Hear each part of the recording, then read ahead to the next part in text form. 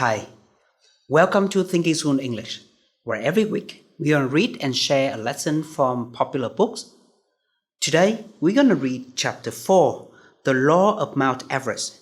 As a challenge escalates, the need for teamwork elevates.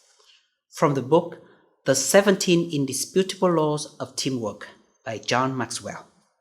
Let's begin. Not a casual stroll. In 1953, Tenzin embarked on his 7th expedition to Everest with a British group led by Colonel John Hunt.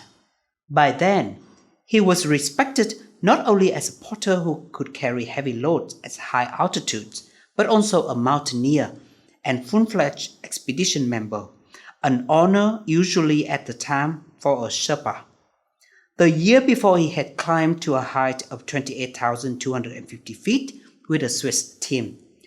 Up to then, that was the closest any human being had come to the top of the mountain.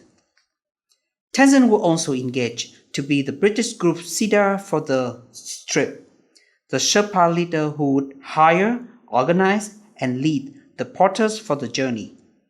That was no small task. To hope to get just 2 people from base camp up to the summit, the team brought 10 high-altitude climbers, including the New Zealander named Edmund Hillary. Altogether, the men would require 2.5 tons of equipment and food. Those supplies couldn't be trucked or airlifted to the base of the mountain.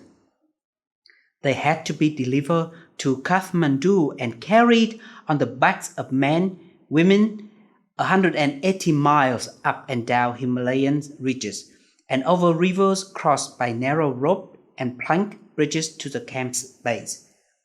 base camp.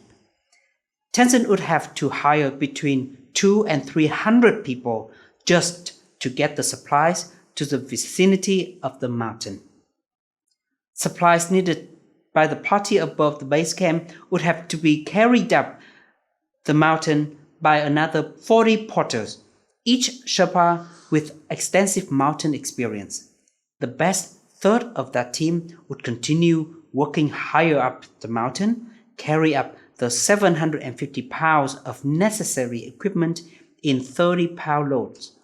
Only Tenzin and 3 other porters would have the strength and skill to go to the high camps near the summit. For each level that the climbers reached, the higher degree of teamwork was required.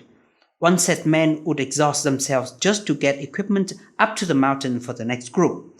2-man teams would work their way up to the mountain, finding a path, cutting steps, securing ropes, and then they would be finished having spent themselves to make the next legs of climb possible for another team. Of the teamwork involved, Tenzin remarked, "You do not climb a mountain like Everest by trying the race ahead on your own or by competing with your comrades. You do it slowly and carefully by unselfish teamwork. Certainly, I wanted to reach the top myself. It was a thing I had dreamt of all my life. But if the lot fell to someone else, I would take it like a man and not a crybaby. For that is a mountain way." The team of climbers using Mountain Way ultimately made it possible for 2 pairs to make an attempt at reaching the summit. The first consisted of Tom Burlington and Charles Evans. When they tried and failed, the other team got its chance. That team consisted of Tenzin and Edmund Hillary. Tenzin wrote of the first team. They were worn out, sick with exhaustion, and of course, terribly disappointed that they had not reached the summit themselves. But still, they did everything they could to advise and help us. And I thought, yes, that is how it is on a mountain.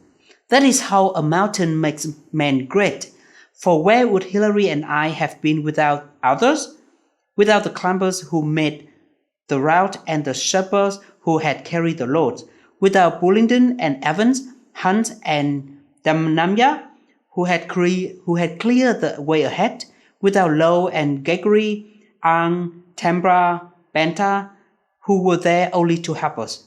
It was only because of the work and the sacrifice of all others that we are now to have our chance to be at the top.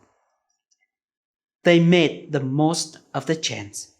On May 29, 1953, Tenzin Norway and Edmund Hillary accomplished what no other human being ever had. They stood on the summit of Mount Everest, the world's highest peak. Could Tenzin and Hillary made it alone? The answer is no. Could they have made it without a great team? Again, the answer is no. Why? Because as the challenge escalates, the need for teamwork elevates. That's the law of Mount Everest. The law of Mount Everest teaches us that, one man, one human being, or even one team certainly cannot achieve greatness. To be able to achieve greatness, it requires a collective team. How about you? Have you ever achieved something that beyond your imagination? And did you need help achieving that dream? Share with us, and I'll see you in the next week with the next chapter from the book. Goodbye.